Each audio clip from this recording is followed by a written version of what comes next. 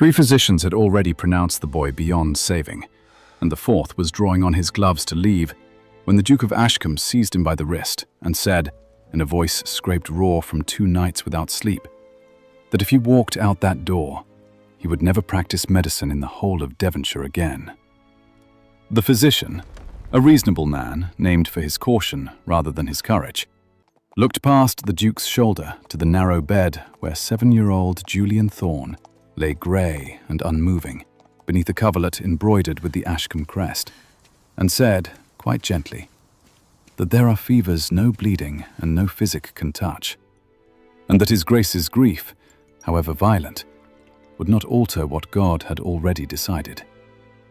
Then he left. The other 3 had left before him. It was the 11th of October, in the year 1819, and the Duke of Ashcombe stood alone in his son's chamber with the candles guttering, and understood, for the first time in his adult life, that his title, his fortune, and the whole vast machinery of his estate could not purchase the one thing he wanted. It was his housekeeper, Mrs. Alder, who suggested the Herbwoman, and she suggested it in the manner of a woman confessing a sin,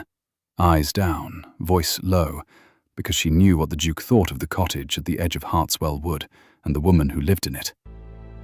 Mercy Vane was 26, unmarried, and had been called witch, charlatan, and worse by half the parish since her mother died and left her the cottage, the herb garden, and a reputation that no amount of quiet living had managed to soften. She sold remedies to servants who could not afford a physician and would not be seen buying from one who could be seen buying from her. She had delivered breech babies the man midwife refused to touch. She had set the blacksmith's shattered arm when the surgeon in Exeter said it must come off, and the arm had healed straight, and the surgeon had never forgiven her for it. The Duke had passed her on the road exactly twice in 6 years, and had not troubled to learn her name. He learned it now, at midnight, with his son's breath rattling thin as paper in the room above him, because there was nothing else left to try. The road to Hartswell Wood was black and rutted, and the Duke rode it himself rather than sending a groom, because he could not bear the thought of sitting idle in the hall while someone else made the journey for him. Rain had begun to fall in a fine, cold mist by the time he reached the cottage, a low structure of stone and thatch, set back from the lane behind a garden he could just make out in the dark,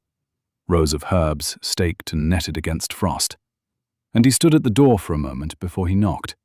aware, in some distant part of his mind not consumed by his son's illness, that he had never in his life stood at the threshold of a cottage waiting to be received rather than announced. When she opened the door in her nightclothes, with a shawl thrown hastily over her shoulders, candle in hand, he saw a woman roused from sleep and expecting, from the look on her face, nothing good from a duke arriving unannounced at midnight. He told her, without preamble, that his son was dying and that 4 physicians had already failed him, and watched something in her expression shift from wariness to a grim, focused attention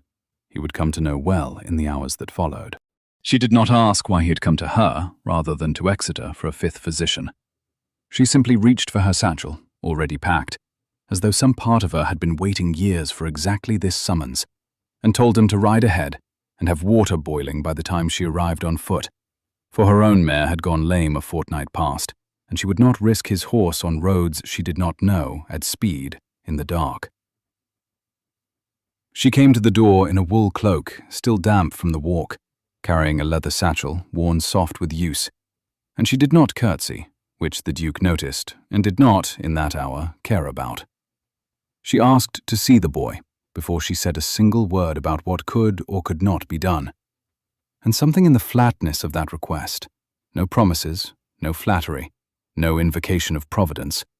moved him to step aside and let her pass.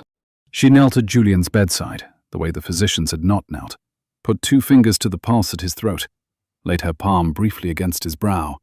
drew back the coverlet to look at the mottled rash along his ribs, and was silent for the better part of a minute, while the Duke stood in the doorway with his jaw locked hard enough to ache. "He is not beyond saving," she said at last, "but he is close to it, and I will not lie to your Grace and tell you the night is certain to end well. I will tell you that I mean to stay, and that I will need boiling water, clean linen, and no one in this room who intends to weep where the boy can hear it." The Duke, who had wept twice already that night when he believed himself unobserved, said nothing to that, and let her stay. What no one in that house yet understood was that Mercy Vane had buried her own mother of a fever not unlike this one, 11 years past, and had spent every year since learning from her mother's ledgers, from an old herb wife in Cornwall, from her own scorched and patient trial, the precise combination of willow bark and yarrow and a tincture of her own devising that broke a fever's back before it broke the body carrying it. She had never told anyone in Ashcombe parish the full extent of what she knew, because a woman who knew too much was a woman accused of knowing it by unnatural means. And she had learned young that competence, in a woman without a husband or a fortune to protect her, was its own kind of danger. She worked through the night without asking permission for any of it. She stripped the boy's fever with cool cloths when the Duke's own physicians had piled him under blankets to sweat the illness out, a treatment she said, flatly, without apology, had likely brought him closer to death than the fever itself. She measured tinctures by smell and by the color of the boy's skin rather than by any written dosage, and when the Duke, hovering at the threshold in his shirt sleeves, asked how she could be certain of the measure, she said she had made the error once already, years ago, and had buried the cost of it, and would not make it twice. The bluntness of the answer silenced him more thoroughly than any reassurance could have. Somewhere near 2 a.m, Julian's breathing changed. Not for the worse, but into something that rattled less and caught less,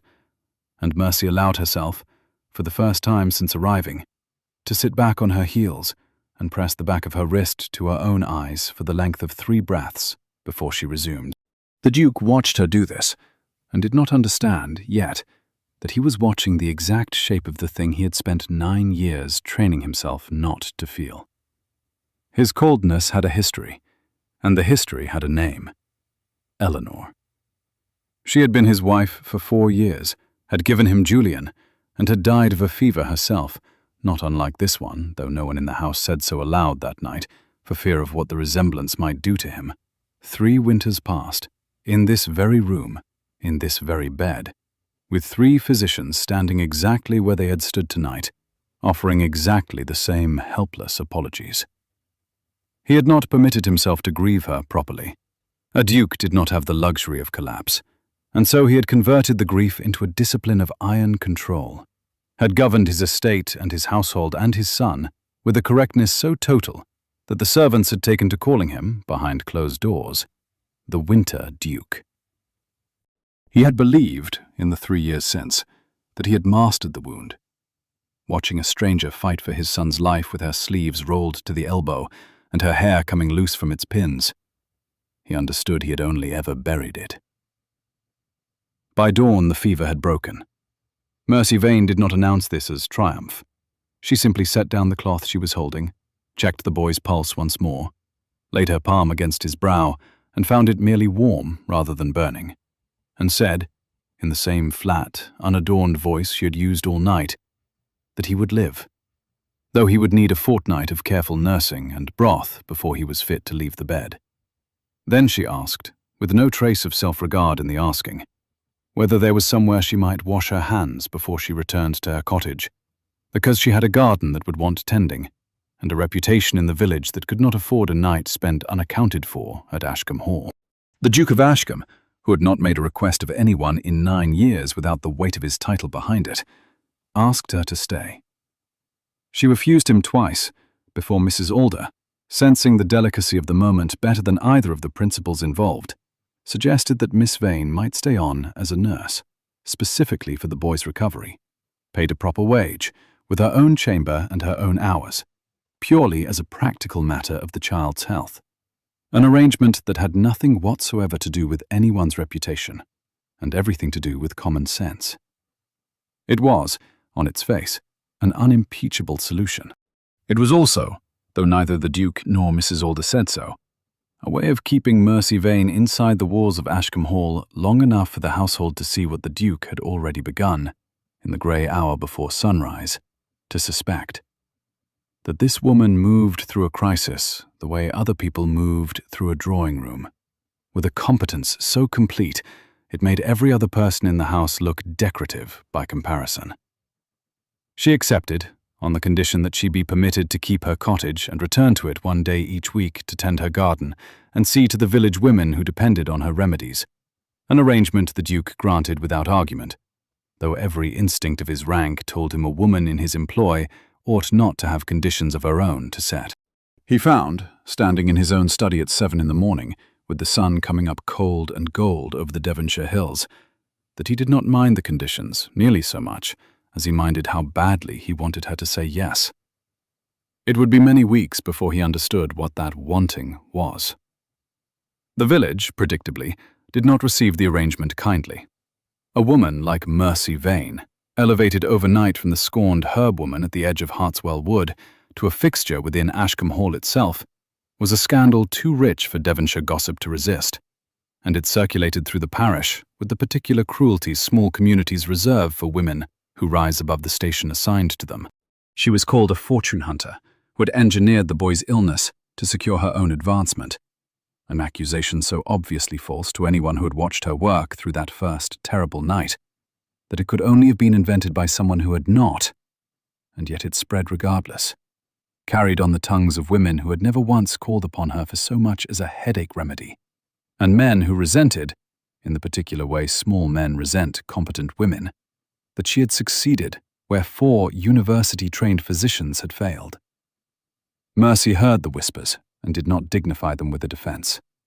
She had spent 6 years building a life immune to the good opinion of people who had never troubled to earn hers, and she was not about to abandon that discipline now for the sake of a duke's household. She rose before dawn each day to check Julian's fever,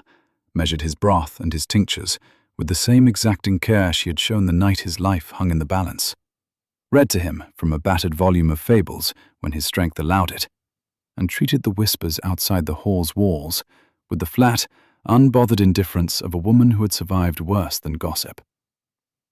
It was Julian himself, 3 weeks into his recovery, who first called her a friend rather than a nurse, propped up in bed with colour returned to his cheeks, asking her to stay past the hour her duties required, because he did not wish to be alone with his thoughts,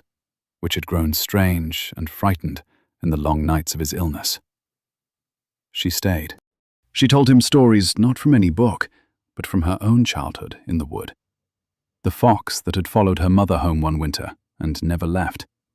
The particular way frost formed on bramble in a pattern like lace. And the Duke, passing the door on his way to his own solitary supper, stopped and stood listening in the corridor for a full quarter hour before he made himself walk on, disturbed by how much he had wanted to stay and listen a while longer himself. He began, without quite admitting it to himself, to arrange his days around the hours she was likely to be in the nursery. The first crack in his composure came not through tenderness, but through anger, which was, for a man like the Duke of Ashcombe, very nearly the same thing. He came upon her in the still-room one evening, grinding some preparation for Julian's cough with a mortar worn smooth from years of use, and demanded, more sharply than the moment warranted, why she had never once, in 6 years of practicing what amounted to medicine within a day's ride of his own physicians, sought a proper license or apprenticed under a recognized surgeon, when it was plain to anyone with eyes that her skill exceeded theirs. Mercy set down the mortar with a precision that was its own kind of fury, and told him, in a voice gone very quiet and very hard, that no surgeon in Devonshire or London would apprentice a woman, that the license he spoke of was granted by men who would sooner see her hanged as a witch than credentialed as a physician, and that she had learned everything she knew by burying her own mistakes and her own mother, and going on regardless, because going on regardless was the only apprenticeship available to a woman in her position. She told him, too, of the winter her mother had died, of nursing her through the same rattling fever that had nearly claimed his son, of the 3 days she had spent alone in that cottage afterward, with a body she had no money to bury properly, and no family willing to help her do it, because the same parish that now called upon her in secret for remedies had, in her hour of greatest need, called her mother's illness a judgment and left her to face it unassisted. She told him of the ledgers her mother had left behind, water-stained and half illegible, and the years she had spent by candlelight teaching herself to read what remained of them, testing dosages first on herself when she dared, and on nothing living when she did not, because there was no institution in England that would test them for her. The Duke listened to all of it in a silence that had, by the end, lost every trace of the imperious anger with which he had entered the room, and found he had no answer for it, because there was no answer, because she was entirely correct, and because the injustice of it, the sheer waste of a mind and a skill that could have saved 100 children like his son, kept scorned and unlicensed at the edge of a wood because the world had decided a woman's competence was a threat rather than a gift, struck him with a force he had not anticipated, and could not, that evening, entirely master. He left the still room without apologizing, because he did not yet know how, and lay awake long past midnight, turning the injustice of it over like a stone in his hand, and turning over, too, the uncomfortable recognition that his own late wife might have lived, had a woman like Mercy Vane been permitted, all those years ago, to stand at her bedside, instead of the credentialed men who had not saved her. Had anyone been watching closely, they might have seen the precise moment his contempt, for contempt is what his coldness toward the whole business of her origins had, until then, amounted to, began to turn into something closer to reverence. The turning gesture, when it came, arrived without ceremony. Julian, nearly recovered, had taken to wandering the grounds under Mercy's supervision, delighting in a freedom his illness had denied him for weeks. And one grey afternoon in late October, he strayed too near the old ice house, slipped on the frost-slicked stone steps, and fell hard enough to spit his lip and drive the breath entirely from his small chest. For one suspended, silent moment, before his lungs remembered how to draw air, Mercy believed, with a certainty that would return to her in dreams for months afterward, that she was about to watch a second child die in her hands. And something in her that had held perfectly steady through the worst night of the fever very nearly broke in that instant of frozen quiet. It was Mercy who reached him first, who held him through the panicked, wordless minute before his breath returned in a great, whooping gasp, who checked his limbs for breaks with hands gone steady despite her own visible fear, murmuring to him in the same low, unhurried voice she had used the night of the fever, telling him he was safe, that she had him, that the breath would come back because it always came back, even when it felt as though it would not. The Duke arrived at a dead run, coat forgotten, face white as chalk, having heard the boy's cry from halfway across the east lawn. And when he reached them, Mercy did not step back to let him take the boy from her arms, but held Julian a moment longer, murmuring something too low for the Duke to hear. A private word, perhaps a promise, perhaps only comfort, until the child's sobbing eased into hiccuping breaths, and he reached, of his own accord, for his father instead. Only then did she release him, sitting back on the cold stone with her skirts soaked through, and her hands still trembling from the fright of it. And it was the sight of those trembling hands, more than anything spoken between them that day, that undid the last of the Duke's composure. It was such a small thing. A woman comforting a frightened child, then, quietly, wordlessly, stepping aside so a father might comfort his own son in turn, asking for no credit, expecting none. And yet the Duke, watching her surrender the boy without a trace of resentment at being replaced, without any grasping after credit for having reached him first, understood in that moment, with a clarity that frightened him more than the fall itself had frightened him, that he had not merely come to respect Mercy Vane. He had come to love her, entirely, hopelessly, in the unguarded and unplanned way a man falls when he has spent 9 years believing himself incapable of falling at all. He knelt there on the cold ground beside her, his son held against his chest, and reached out, an impulse he did not examine before acting on it, to steady her trembling hand with his own. And she let him, for the length of perhaps 3 seconds, before drawing back with the wary, self-protective instinct of a woman unaccustomed to being steadied by anyone at all. He did not tell her that afternoon. A duke did not declare himself to a woman of no fortune and less standing on the strength of a single frightened glance across his son's tousled hair. Every instinct of his rank and his upbringing recoiled from the very thought. But something in his bearing toward her changed from that day forward. A warmth he no longer troubled to disguise as mere gratitude, and the household, Mrs. Alder chief among them, watching with the particular satisfaction of a woman who has suspected a thing for weeks and finally seen it confirmed, began to whisper of their own accord, though far more kindly than the village had whispered.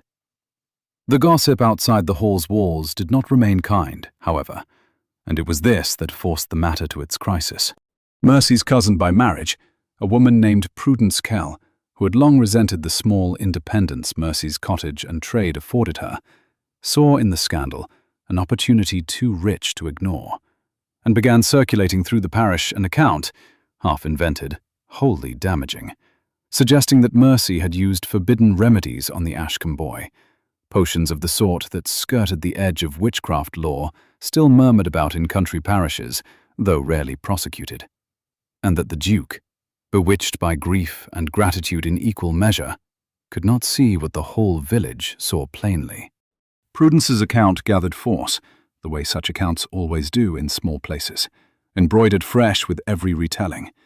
until it was said in some quarters that Mercy Vane had kept the boy ill on purpose, with slow poisons disguised as remedies, prolonging his suffering across 3 nights, so that she might be seen to save him and secure her place at the hall thereby. An accusation so grotesque, and so precisely calibrated to erase the memory of what the household staff had actually witnessed, that Mrs. Alder herself rode into the village unbidden to contradict it, only to find that a housekeeper's word carried little weight against a story people had already decided they preferred to believe. It was a dangerous accusation to let stand unanswered, not merely for Mercy's reputation, but, in the more superstitious corners of rural Devonshire, for her very safety. An old woman 2 parishes over had been driven from her home on gentler evidence than this within living memory, and when word of it reached the hall, carried by a scullery maid too frightened to withhold it, the Duke's response was immediate and absolute. He rode into the village himself, in his own carriage, with the Ashcombe crest visible on the door, and called upon the parish's leading families one by one. A display of ducal attention so unprecedented that half the village turned out simply to watch him do it, farmers abandoning their fields and shopkeepers their counters to see the winter Duke, who had not troubled to attend a single assembly or dine at a single neighbouring table in 3 years of mourning, now moving from door to door on foot like a man canvassing for his own election, to state, plainly and without room for misinterpretation, that Miss Mercy Vane had saved his son's life through skill, patience, and knowledge earned at considerable personal cost,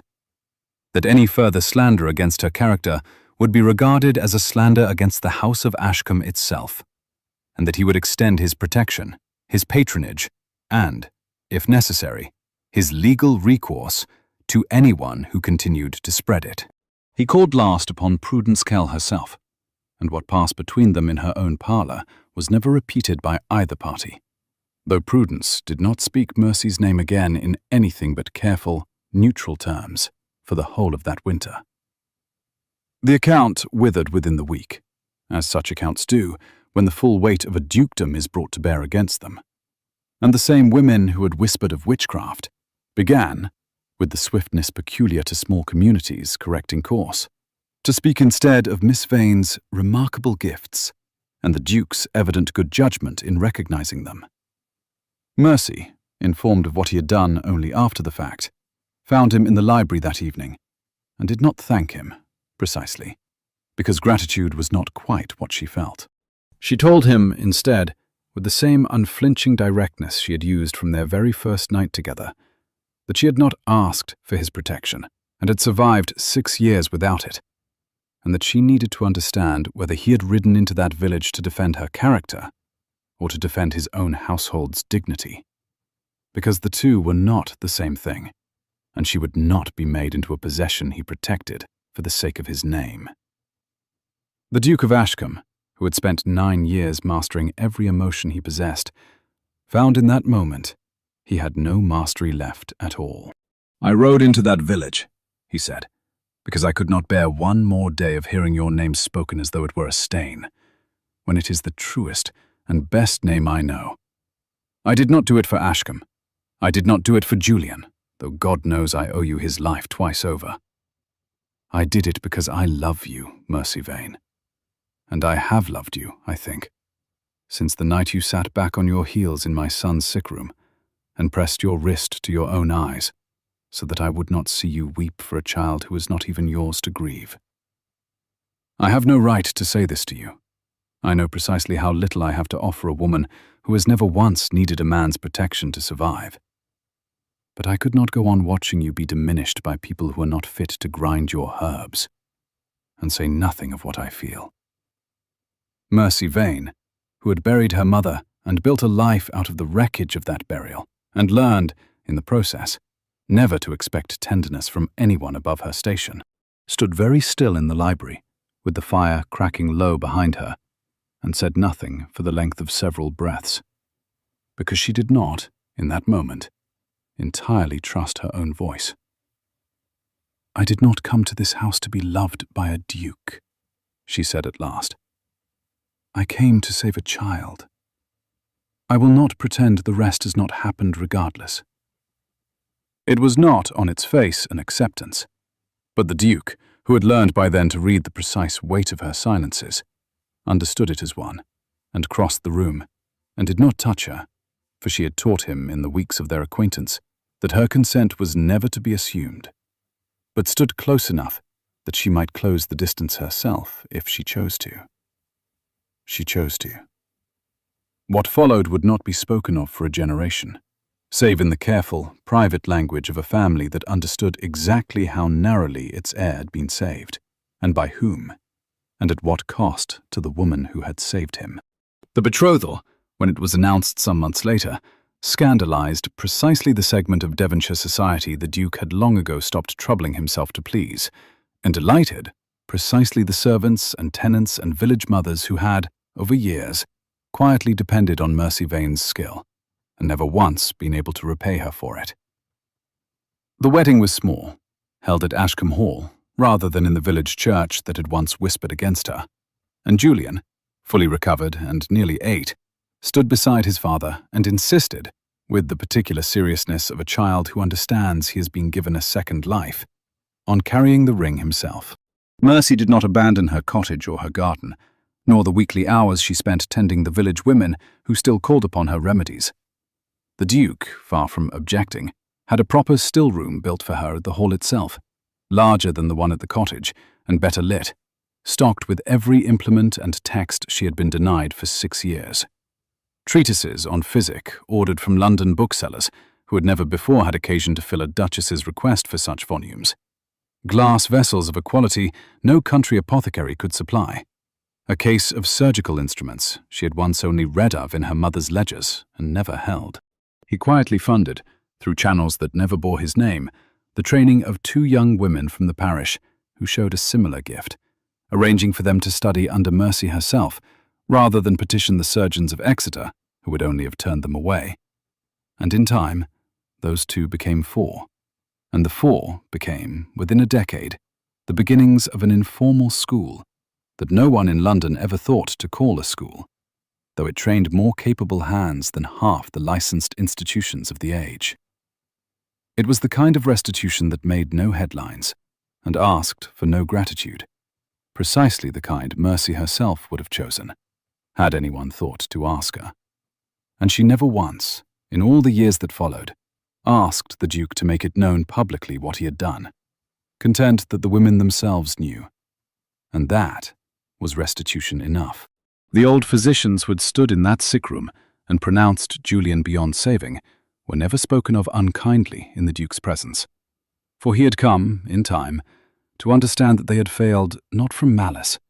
but from the narrow limits of what their training had permitted them to see. And it was this understanding, more than any bitterness, that hardened his resolve to widen those limits for whoever came after. He funded, in the years that followed, a small charitable dispensary in Exeter, on the express condition that it accept the instruction and the remedies of unlicensed women healers, alongside those of credentialed men, an arrangement the medical establishment of the county grumbled over for a full decade before grudgingly conceding that the dispensary's outcomes could not be argued with. Mercy oversaw its founding herself, travelling to Exeter twice a month even after her own children were born, and it became, in the fullness of time, the quiet cornerstone of a reputation that had once been built entirely on scorn. Years later, when Julian Thorne was a grown man himself, master of an estate that had prospered under a duchess whose ledgers were, by common consent of every steward who had ever worked beneath her, the most exacting and the most humane in the county, he would tell his own children the story of the night the physicians gave up on him, and the woman the whole parish had scorned, who stayed anyway, through the darkest hours, when staying cost her everything, and was owed her nothing. He would tell them of the mortar and pestle that still sat, worn smooth, on a shelf in his mother's still-room, and of the dispensary in Exeter that bore no family name upon its door, because she had asked that it bear none. And he would tell them, above all, of his father, the Winter Duke, who had been thawed not by a season, or a ball, or a fortune, but by a single night of watching a woman refuse to leave a dying child's side. The lesson in it, the only lesson, he would say, that mattered, and the one he meant his own children to carry forward long after the last of those who had lived it were gone, was that worth was never a matter of birth or license or the good opinion of a village, but of what a person did when no one of consequence was watching, and everything that mattered hung, quite literally, in the balance.